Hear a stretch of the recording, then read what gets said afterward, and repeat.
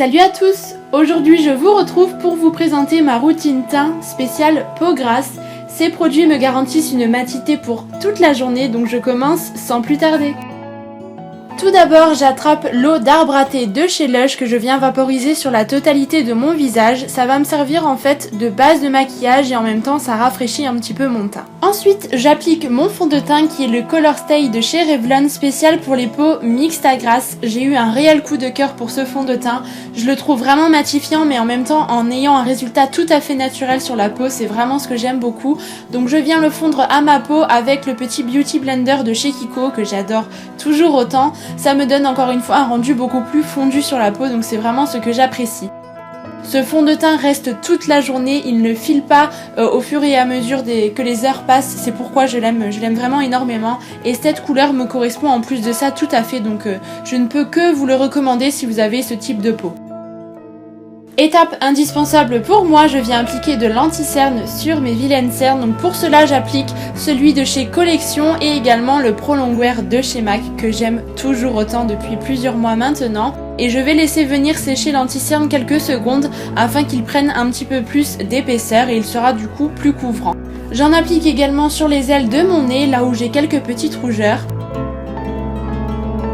Puis je viens tapoter mon anti-cerne au doigt, surtout je n'étire pas la matière pour ne pas perdre en couvrance. Ce sont des anti-cernes qui sont vraiment très bien, notamment le Pro Longwear que j'aime beaucoup puisqu'il ne file pas dans les plis, il ne marque pas les ridules et il est vraiment génial. Il tient vraiment tout au long de la journée, donc c'est vraiment un excellent produit. Je fais la même chose pour le second œil, évidemment.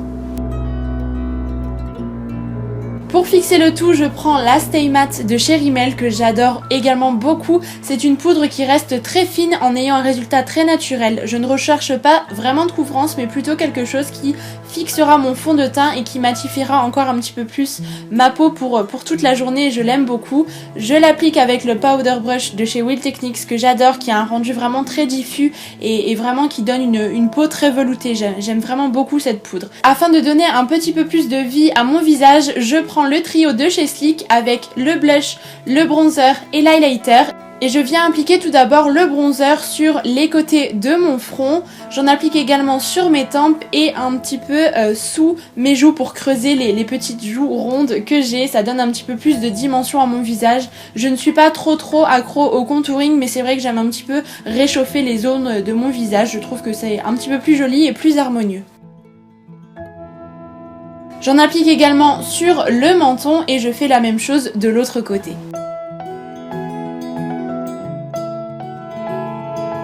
Je finis également par le nez puisqu'après tout c'est là que l'on bronze naturellement et je trouve que le rendu est plus harmonieux de cette façon. Je viens ensuite fondre le tout afin d'éviter toute démarcation à l'aide du Kabuki de chez ELF qui est un pinceau vraiment génial. C'est maintenant l'heure du blush pour me donner bonne mine, donc je prends toujours celui qui est dans cette petite palette que j'aime beaucoup, qui est un blush assez corail irisé mais qui reste encore une fois naturel.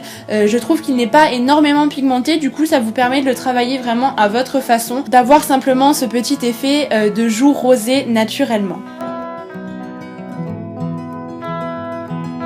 Je souhaite apporter de la lumière à mon visage, pour cela je prends l'highlighter de la même palette. Ce n'est pas parce que vous avez la peau grasse qu'il faut vous priver de ce geste beauté là, je trouve que tout de suite ça donne un effet beaucoup plus éveillé à votre visage et comme on a appliqué des produits qui étaient vraiment très matifiants juste avant, je trouve ça beaucoup plus sympa d'apporter un peu de lumière sur ces zones là. Donc j'en applique sur l'ossature de mes joues et également sur l'arc de Cupido.